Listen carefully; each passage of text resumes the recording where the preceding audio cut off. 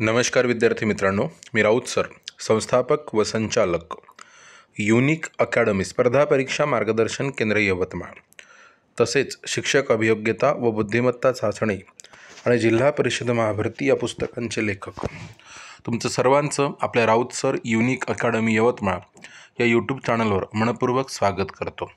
आणि व्हिडिओ सुरू करण्यापूर्वी तुम्ही जर चॅनलवर नवे असाल तर चॅनलला सबस्क्राईब करा, घंटीचं बटन दाबा, ऑलवर सेट करा, व्हिडिओला लाईक करून व्हिडिओ सर्वांना शेअर नक्की करा. बघा, महा TET 2024 ही परीक्षा 10 नोव्हेंबर 2024ला नियोजित आहे आणि अत्यंत महत्त्वाचा विषय म्हणजे मॅथमॅटिक्स त्याच्यामध्ये.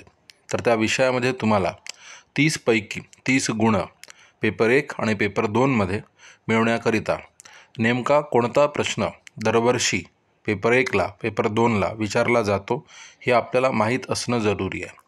आणि एखाद्या टॉपिकपैकीसुद्धा उपघटकामध्ये कोणत्या प्रकारचा प्रश्न पेपरमध्ये हजर असतोच हे आपल्याला माहीत असणं जरुरी आहे. म्हणून नियमित येणारे प्रश्न आपण उपघटकासहित आणि प्रश्नसुद्धा कसा येतो ते आपण या व्हिडिओत बघणार आहोत. प्रत्येक पेपरमध्ये हे प्रश्न रिपीट झालेले आहे. तुम्ही पेपर सेट चाळून बघा, तुमच्या लक्षात येईल. तत्पूर्वी परत एक गोष्ट सांगू इच्छितो. महा TET 2024 यासाठी Raut sir unique academy Yavatmal हे ॲप डाउनलोड करा. त्यामध्ये 2013 ते 21पर्यंत झालेले TETचे पेपर आणि नोट्स या मोफत टाकलेल्या आहे.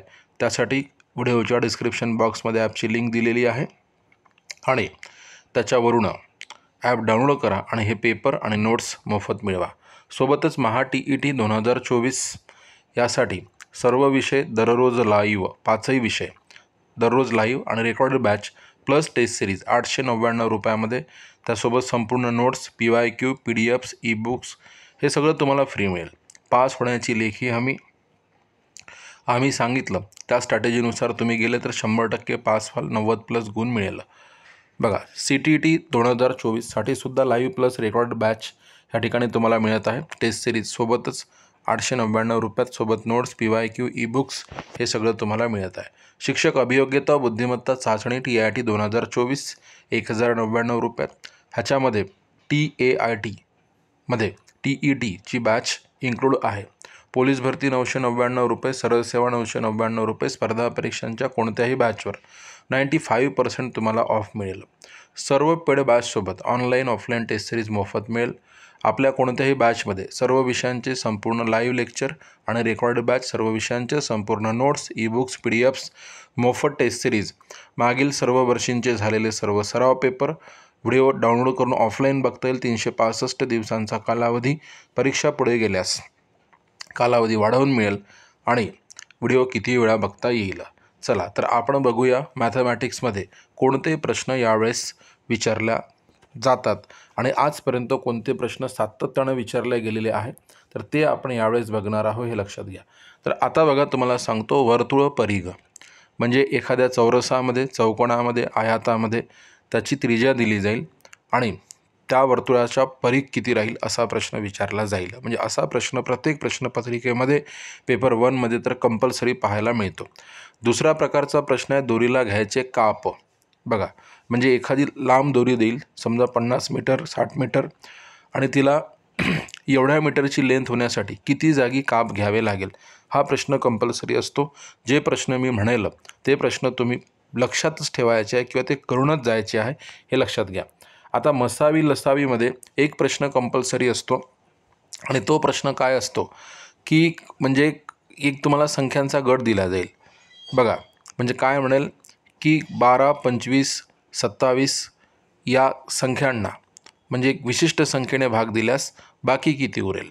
तर अशा टाईपचा प्रश्न तुम्हाला विचारला जाईल मसावी लसावीमध्ये. किंवा काही संख्या दिल्या जाईल, त्या संख्यांना कितीने भाग दिला तर बाकी सारखी उरेल, असाही प्रश्न त्या ठिकाणी विचारला जाईल, हे लक्षात घ्या. त्यानंतर अपूर्णांक. अपूर्णांकामध्ये अपूर्णांकाचा लहान मोठेपणा, अपूर्णांकाची तुलना, अशावर प्रश्न आहेत. लहान मोठेपणावर बऱ्याचदा प्रश्न आलेला आहे, हे लक्षात घ्या. त्याच्यानंतर बघा, म्हणजे हे कंटेंट आहे म्हणजे आहेच. त्याच्यानंतर आयात, आयाताचे क्षेत्रफळ, आयाताचे क्षेत्रफळ, लांबी रुंदी, आयाताची परिमिती, बघा हे प्रश्न.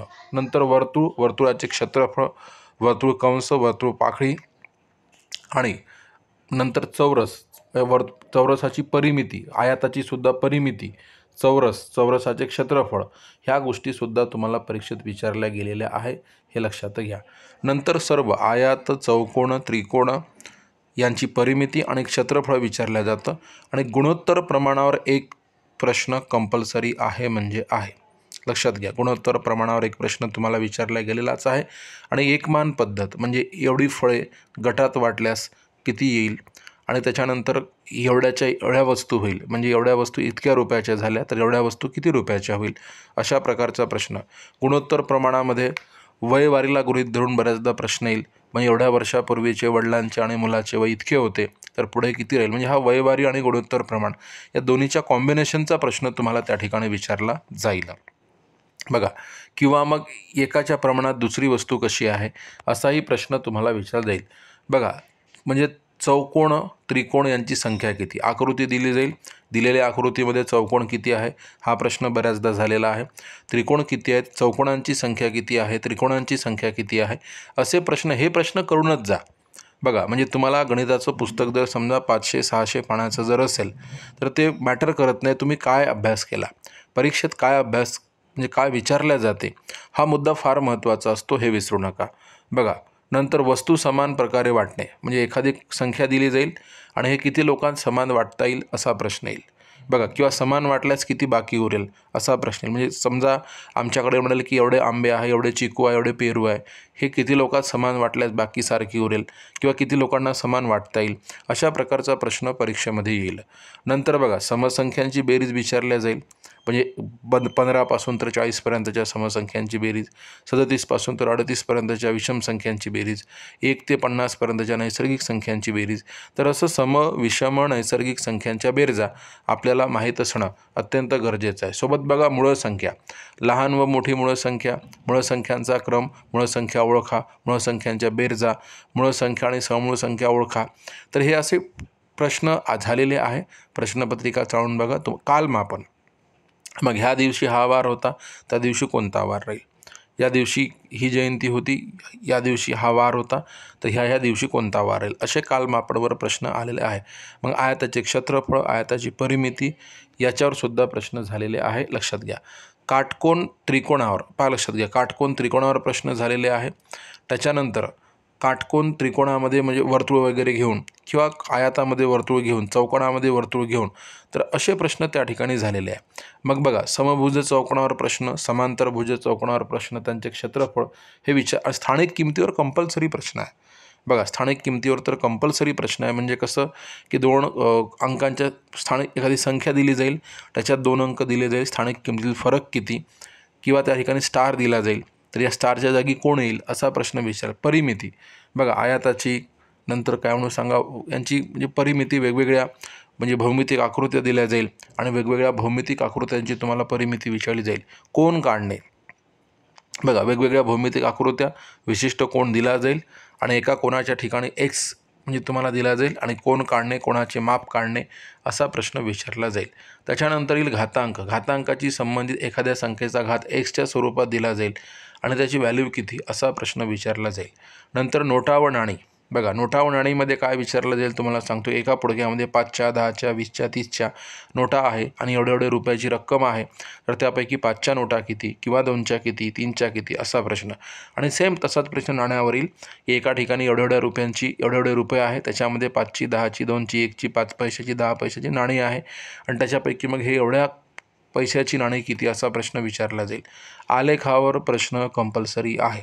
बघा, स्तंभालेख, बहुभुजालेख असा आलेख विचारला जाईल आणि त्याच्यामध्ये 3-4 प्रश्न मग त्या आलेखावर होईल. अंडर एस्टिमेट अजिबात करायचं नाही.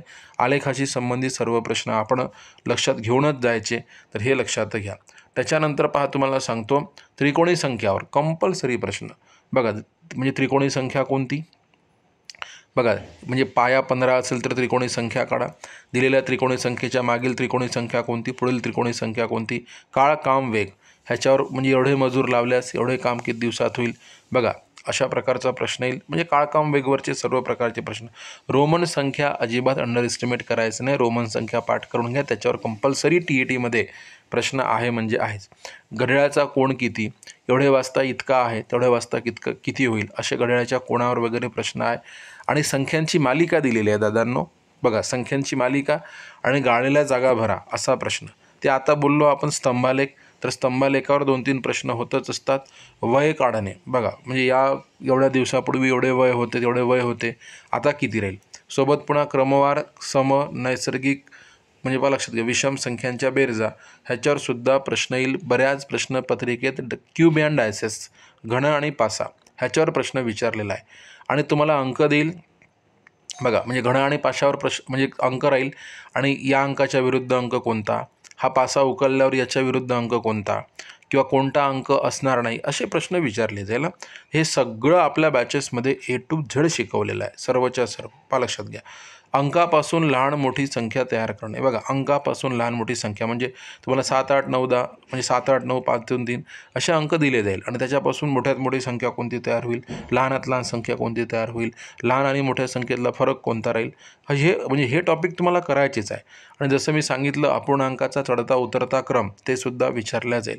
मापनाची परिमाणे लक्षात घ्या, kilometre, decametre, hectometre, centimetre, kilogram, decagram, hectogram, milligram, लक्षात घ्या, नॅनोग्रॅम, नॅनोमीटर, पिकोमीटर, हे सगळं विचारलं जाईल. विभाजकतेच्या कसोट्या, नक्कीच प्रत्येक वेळेस विभाजकतेच्या कसोट्यावर प्रश्न आहे आणि त्याच्यात तुम्हाला सांगतो की स्टारची किंमत काढा, हे कसोट्यावर अवलंबून असते. तर हे असे प्रश्न आहे. बघा, नंतर पूर्ण वर्ग संख्या ओळखा, मग एखाद्या रस्त्याच्या दुतर्फा झाडे लावायची आहे, बागेला कुंपण करायचं आहे, खांबातील अंतर, तर असे प्रश्न ह्या पद्धतीचे तुम्हाला बऱ्याचदा विचारले जातात. तर हा सगळा जो सिलेबस आहे आपल्या बॅचमध्ये आपण 100% कव्हर करण्याचा प्रयत्न केलेला आहे.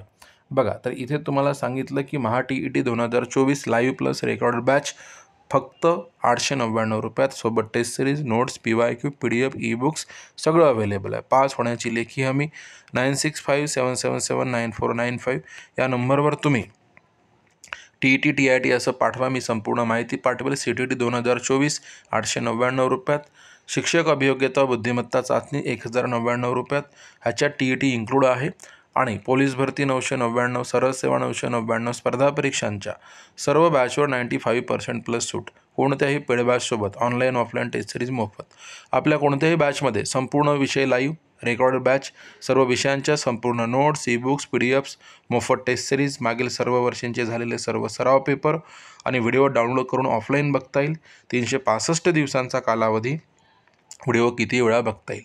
आपल्या व्हिडिओच्या डिस्क्रिप्शन बॉक्समध्ये ॲपची लिंक आहे, लगेच ॲप डाउनलोड करा, बॅच परचेस करा, यशाचे भागीदार व्हा.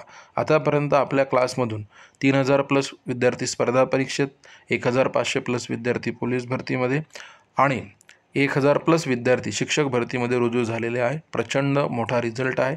पुढे तुम्हाला यशाचे भागीदार व्हायचे असेल, लगेच बॅच जॉईन करा. आणि व्हिडिओ आवडला असेल, व्हिडिओला लाईक करा, चॅनलला सबस्क्राईब करा, घंटीचं बटन दाबा, ऑलवर सेट करा आणि व्हिडिओ सर्वांना शेअर नक्की करा. Thank you so much.